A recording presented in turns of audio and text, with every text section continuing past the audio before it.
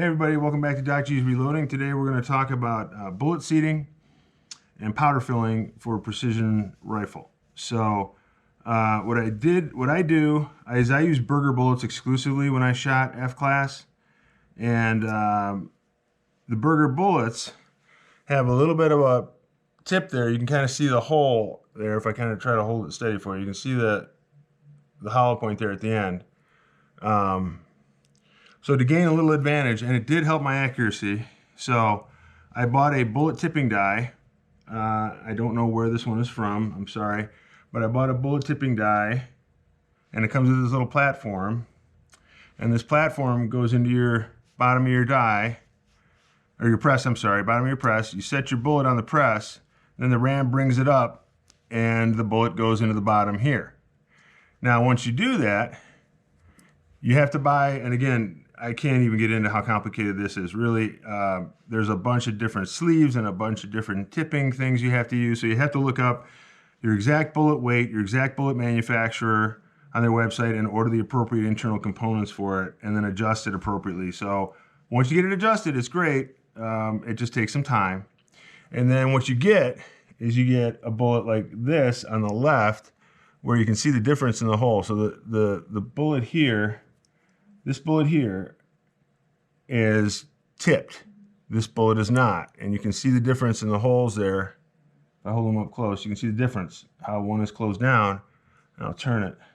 You can see the difference there as to which one is tipped and which one isn't. So there you go. So I did use a bullet tipping die, and that's what I used. And then we're going to walk over here, and I'm going to show you how I did the powder charge and how I then went to go seat the bullets. All right, so we're going to walk over here. We're going to show you this station where I do my powder charges. So what I would do is I would figure out what exact powder charge I needed, and then I would use a really quick way of getting the powder out, which is this here. This is the old school RCBS, still works great. And I would set that to just under what I would set for a for my load. So I wouldn't go over, so I didn't have too much in there. And then what I did is that would beep, and then I would take it over here. I would set it on this scale here, and you can kind of see, I'll just set this on there. You can see I would get a weight on the scale. It's in grains there. And then I would take a trickler. I'd have a trickler here, and I'd just touch the trickler, vibratory trickler. I'd just trickle a couple extra, however much powder I needed to get to the exact weight. And this measures to within 0.02 of a grain. So 0.02 of a grain is more than enough, even for precision rifle. And then I would take that, and I would take the cup, and I would pour it into here, and I would just move from case to case as I work, and just keep filling. So I'd start off with the RCBS there. And what's nice about the RCBS is you set the pan in there, and once the weight zeros, it starts filling right away. And then it beeps when it's done filling. You take it, I bring it over here, set it on my scientific scale, gets me to within 0.02 grains. I mean, you can't even touch the bench. You got to be careful because it'll register a weight on here.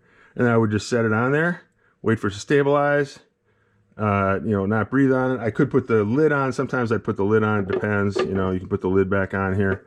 But, and then I would trickle up to the exact amount and then just pour it into here. The only reason I had the extension on is just it was easier for me to move the funnel from place to place. And then I would get these full of powder. Now, once I was full of powder and ready to go, then I would bring them over to my seating die, which is a mech die, and I'm just screwing in one of the seating dies right now real quick, so you'll be able to see what it looks like. So I really super accurately measured, and basically so I use Vitivory powder, which is a hollow extruded powder, and literally one granule of that powder weighed 0.02 grains. So I could get it that exact on the powder charge. because I thought that was important. And I know maybe it's a little bit overkill, but that's how I did it. And then I would come over here to my bullet seating station, which you can see here. And this is my mech bullet seating station. Now I use this because, I mean, you can just kind of see how smooth this, I mean, this is a very smooth, very precise, small press. So what I do is I take my cases full of powder, I stick it in here. Now here it doesn't matter because you're just seating bullets. So I left this little metal thing there, and there's a little bit of play there, so I just left it that way. So I'd put the case in there, set the bullet on top, and then I would run it up and into my micrometer adjustable Reading seating die. So this is the micrometer adjustable seating die. Once I got it to the correct overall length, then I just would leave this, and I could read it easily, and I could go on. Now, what I liked about this press is I would just use literally 2 fingers on my hand like this, 2 to 3. Well, I use my right hand. I'm right-handed, so I would just use 2 to 3 fingers on my hand up near the ball of it, and I would pull it down, and then once it engaged, I would just very gently push down with my fingers and feel the seating. So I would get a feel for it. This die, or I'm sorry, this press is exceedingly smooth, incredibly high quality, and I can't get that feel on any other press that I use. So that's why I got this Mac press. And then I could just feel, now, if I was going to seat the bullet and it just went right up, well, then I know I would put that one aside. There's not enough neck tension, whatever, and I would just get a feel for it. Now, I even got to the point at one time I had a different press up here, and I actually had a torque wrench attached to the arm. So as I would pull down and engage, I would then engage the torque wrench from here on down, and then that would give me a torque value of the maximum amount of torque it took me to push the bullet in. I know they sell presses now that do that all on their own. I didn't find that helpful at all. I actually took the cartridges that had a little different torque, and I put little blue tips on them, and I still took them to competitions, and they shot just as accurately as every other bullet in there. The only thing I think that really matters is when there's a huge difference that you can feel. So I stopped doing all the measurements. I stopped doing all the torque stuff. I stopped worrying about buying dies that have all of that stuff on it, and I just went ahead and used a die that I could get good feel off of. So this is the die I use for all my seating of competition bullets.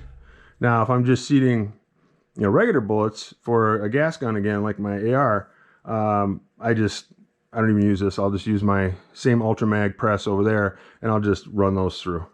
Because again, I'm not, it's not a big deal. And you crimp those most of the time anyway. So these you don't crimp ever. So you don't crimp competition rounds. You seat the bullet, and then you're done. So that's how I do the 3 steps of my reloading. If anyone has any questions, please let me know. And again, thanks again for watching Doc G's Reloading.